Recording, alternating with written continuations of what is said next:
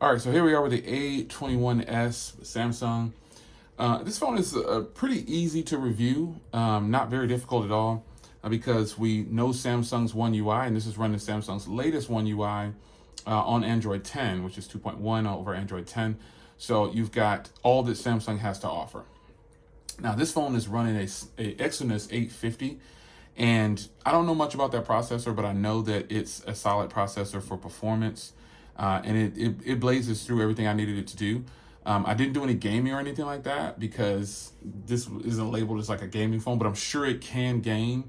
It probably just won't be able to game at a really high level, so keep that in mind. But overall, the performance on here is actually pretty fast. No problems whatsoever with the performance. And it's running right along. And I credit that to, oh, there's my 15% warning. I credit that to, One UI with Android 10. Now, a place where I think the phone did pretty decent was battery. Battery life, as you can see there, it was decent. It's not, the fact that this phone it lasted me 6 days, with heavy use, then light use, then moderate use, then light use, then moderate on the way out for these last couple of days. But I think this battery is going to last the average consumer or the average person using it who's not on their phone a lot at least a week, because it lasted me 6 days straight through. And yeah, some of those days only have like an hour of usage and others have 5, but the point I'm making is this is the same charge, and I haven't charged it in that long. So the fact that the phone can last me 6 days is incredible. And remember, I told you I'm using this phone alongside my main driver. So it's number 2, but still gets a lot of use. So, and all that usage is probably pretty much just social media and watching videos on YouTube, mostly probably. Obviously, all the messages come in and text messages and emails and stuff like that, but nothing out of the ordinary that I'm doing on my other main device, if you will. So I checked the network, and good news, I tested this phone on every network except for Sprint. I don't have a Sprint SIM card, but it does work on Verizon, and obviously I tested it with Visible, which is Verizon. And then I tested on T-Mobile and AT&T, and everything is fine. You should get full LTE in some places, but the coverage might be a little spotty for you because it doesn't have all the bands you need for LTE.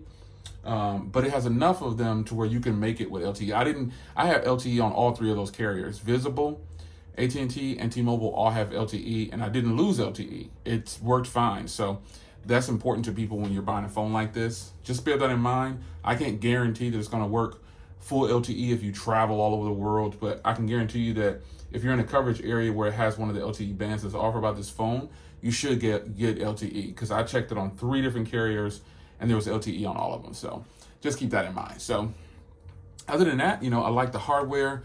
It's along the lines of the S20 line. So you got that quad camera setup, fingerprint reader, and then it also has facial recognition.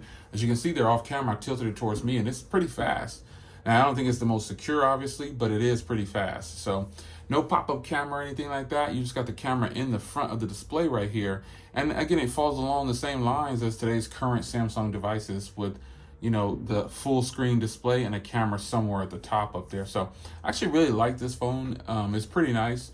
I'll be moving on to review the A31s, I believe it is, A31. I think that's going to be a cool phone too. So this phone right here it's a phone that, I think it's ready for prime time. I mean, it's a low cost. It's $200.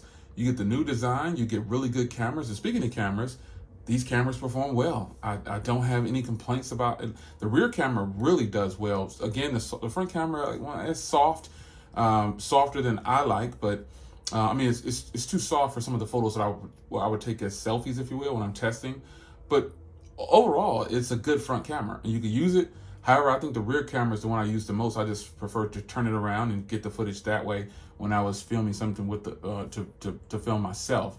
So if you just bear that in mind, again, this phone is $200, which is still a lot of money.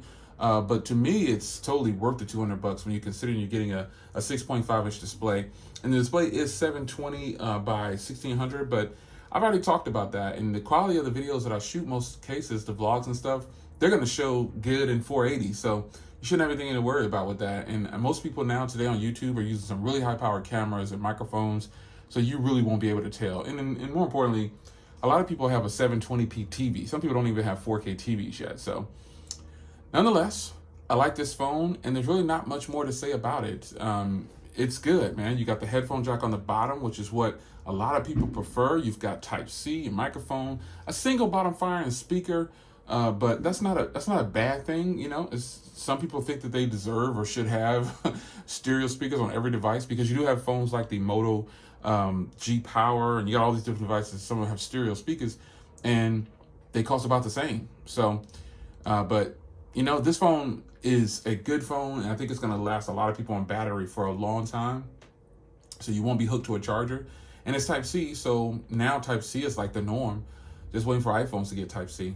Their iPads have it. Now, anyway, it's your man Jay. A full review on the A21s. This wasn't a hard phone to review, and I just think it's a good phone, man. It's one of those phones that's just good, and there's not much to dislike about it.